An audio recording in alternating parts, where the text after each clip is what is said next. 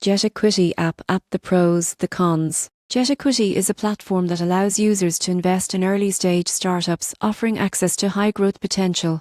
But is it the right choice? Starting with the pros first, startup access. GetEquity opens opportunities to invest in private companies that aren't listed on public markets. Second, portfolio diversification.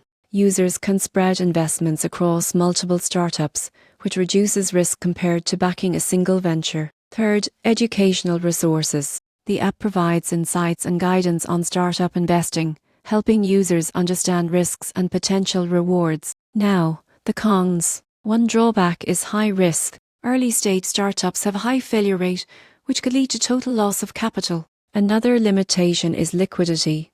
Investments are illiquid, and selling shares before a funding exit can be difficult or impossible.